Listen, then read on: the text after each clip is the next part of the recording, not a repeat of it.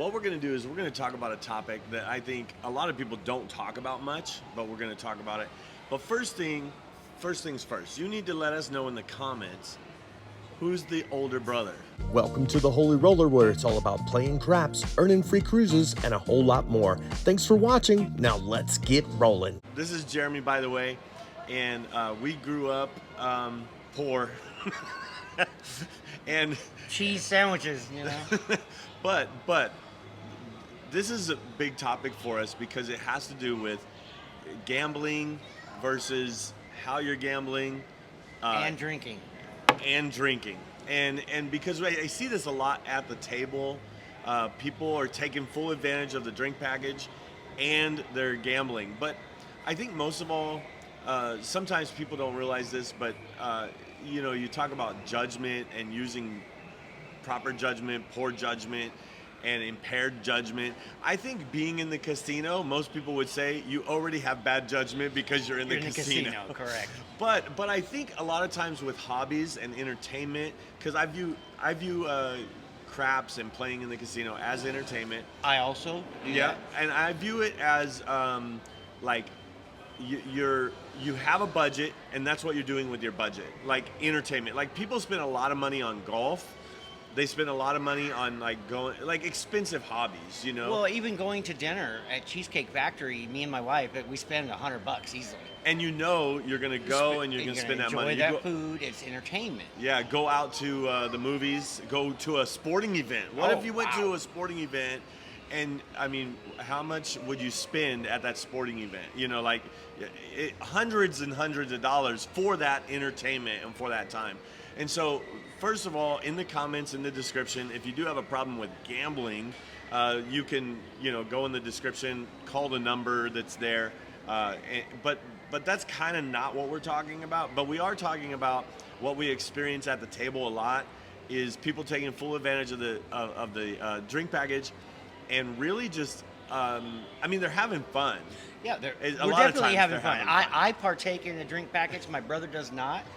I drink Coke Zeros. Coke Zero over because and over and over. He wants to be focused at the task at hand. Me, on the other hand, I like to get a little tipsy. That's just me.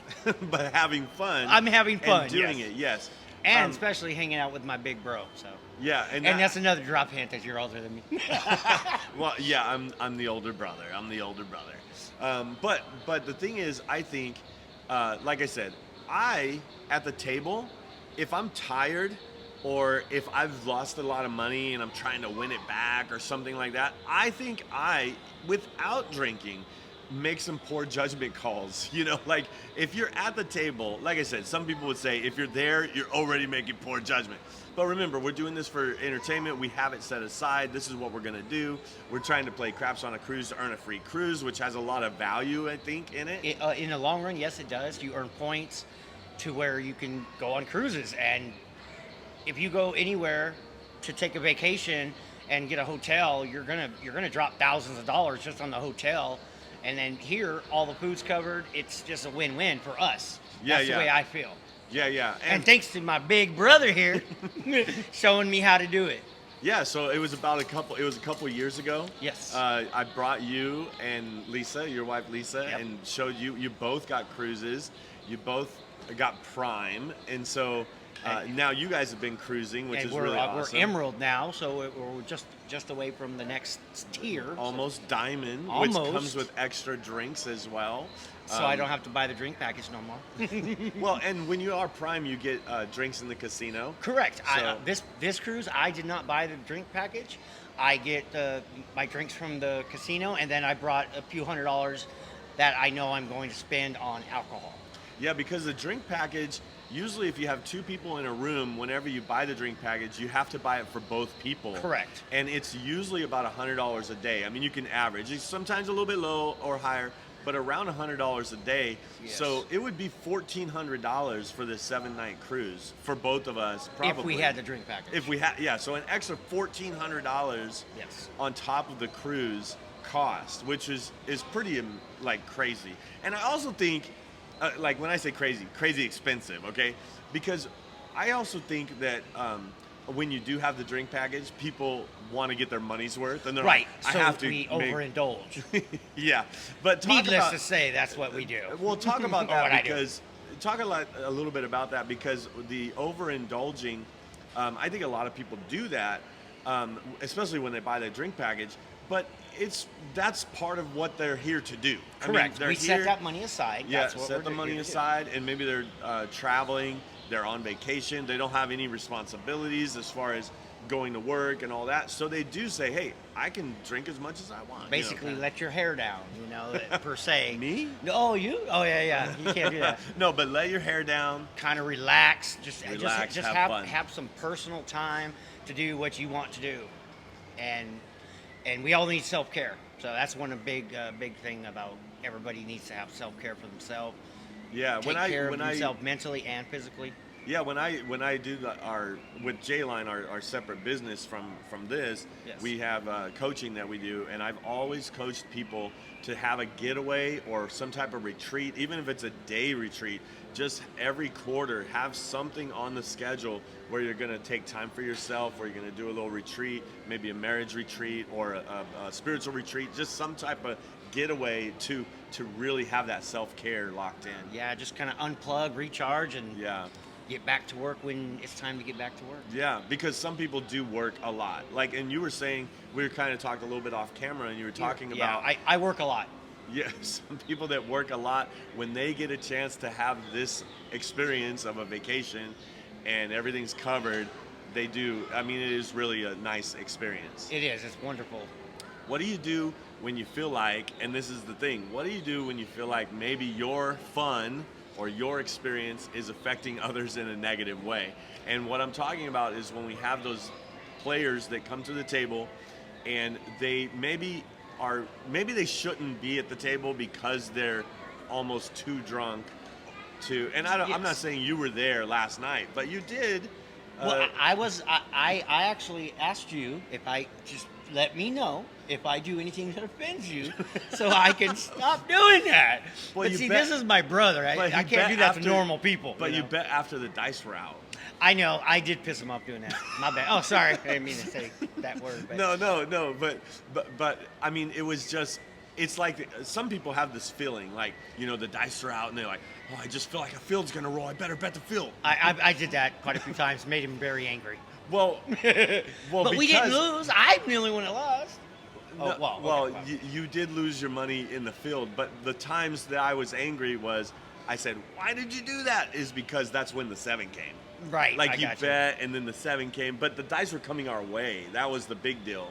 But I mean, if the dice are going away from you, if the dice can't hit you, that's what I always say. Okay. If you're putting your hand in when the dice are out and they can hit you, you've talk about a lapse in judgment. No, I'm just playing. Not just with I spent 25 years in Las Vegas, so I know how to play craps, but not. That's what Las most Vegas people is say. different. Las Vegas is a lot different than on the cruise.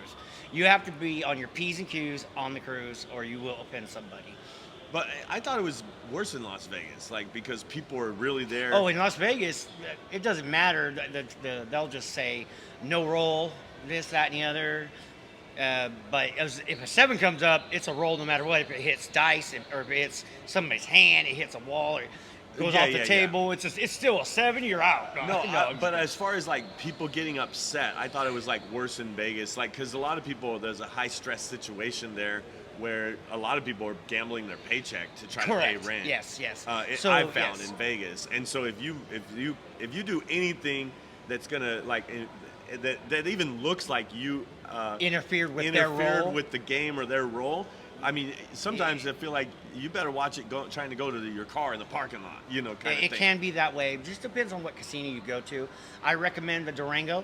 It is very nice. Not a sponsor. Not but a yes, sponsor. They I did like not the sponsor. Durango as well. I like the Durango. Durango as well. Yes. Yeah, it's newer. It's very nice. Now let's talk about because what I was talking about, people that lived in Vegas or people that played craps for years. You try to give some people some advice at the table, and they're like, "Listen, buddy, I've been playing craps. I read the book. There is no book. Craps. Well, I got a dice tracker. No, I'm just playing. Right? Yeah. That you need. No, but I mean, even it doesn't matter how long you've been playing. some people, they just, if you try to give them some advice or something like, hey buddy, the dice were out, they're just like, I don't care. Like, what are you talking to me for? Right. And they're just very rude about it. And of course, if drinking, I always say there's the sloppy drunks, there's the angry drunks, and then there's the party drunks. Like, Right, and they're really, just like, yay, party, rock and then on. there's those, they're just so sloppy and they're just like messing up everything, doing everything at the wrong time. And then there's those people that are angry, where it's like, you know, they're losing money, or you try to say something, or you're like, come on, man, and they're like, blah, blah, blah, you know, just kind of angry. They're looking for somebody to blame for their decisions, and that's just not how to do it at a casino. Well, That's the and bottom line. this is the thing too. I'm like, the people drinking do that, but people that don't drink do that. Like, blame. I don't blame others for my decision, but it does kind of. I think because I'm tired a lot of times, and if I've been losing money, and somebody's throwing in money when the dice are out, and the 7 comes, my mind says it's because of them. Yes. Like, automatically, not because. I mean, maybe the 7 would have came either way. But we don't- have no way of knowing if they would have done what they did. That's what he calls table etiquette. There's table etiquette, yes, and there's also called superstition. And I always say about superstition, it's only a superstition because it happens. Like, if it does, like if people don't throw in late bets and the 7 doesn't come, and say, you know, they say they don't throw in a money, Right. but the 7 comes, we don't think of them. Right. We don't even think of them. We just think, oh, the 7 came. Oh, damn But it. if they do something and then the 7 comes, all of a sudden we're blaming them. Yeah, and that's just a natural thing of you know, being human. Human nature, yeah. Yeah, they did something that probably shouldn't have been done, but it caused a bad outcome. Now, if it would have caused a good outcome, then we don't think of nothing. We don't think of that. Yeah, it's so funny, and that's why I think it's like confirmation bias. There's all kinds of different ways that when it comes to gambling fallacies and different things that you can kind of, but human nature is to blame.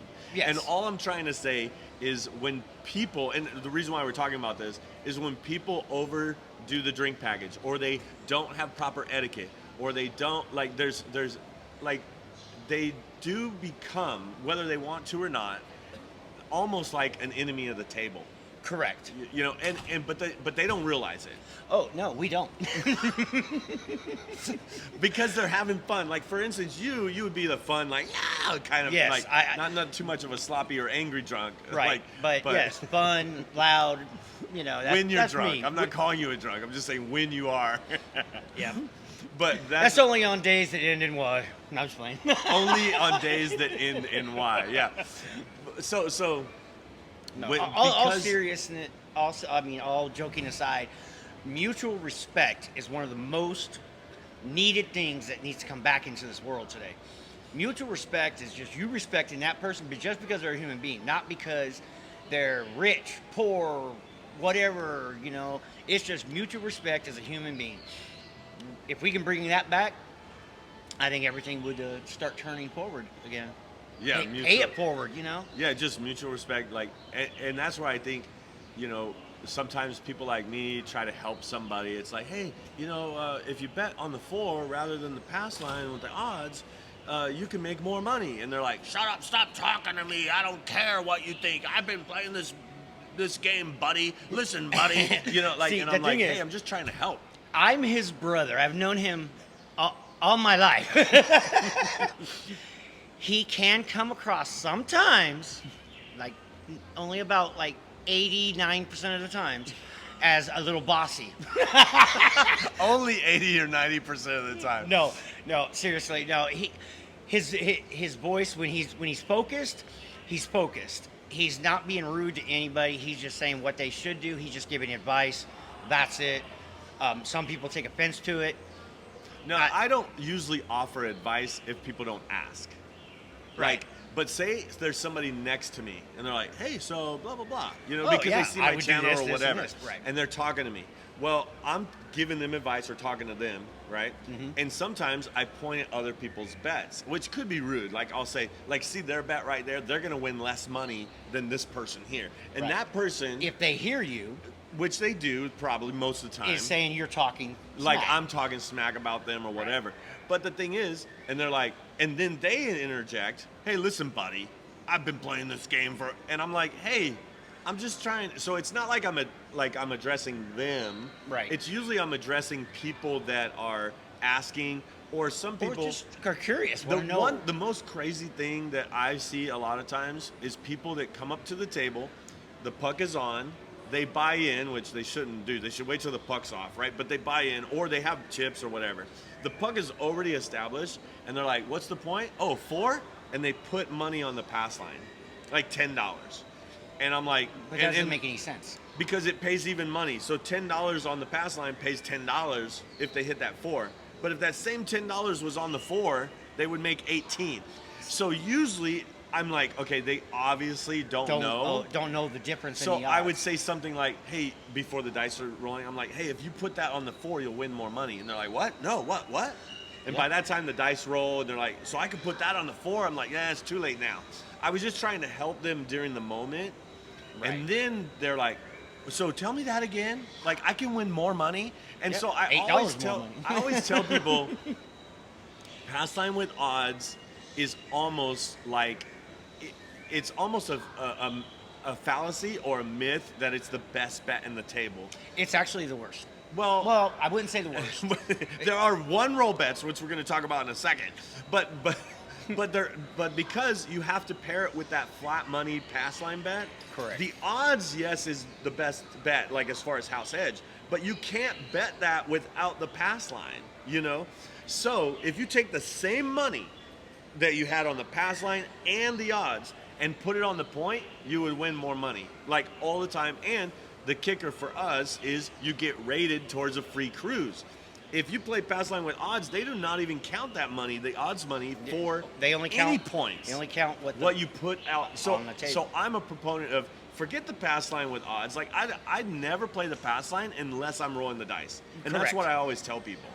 Unless But- you're rolling, don't play the pass line. But the thing about craps, so let's talk about that for a second. The thing about craps, it is, I believe, the best bet of the best game, I should say, in the casino because, and this is the reason why, you don't have to rebet every roll.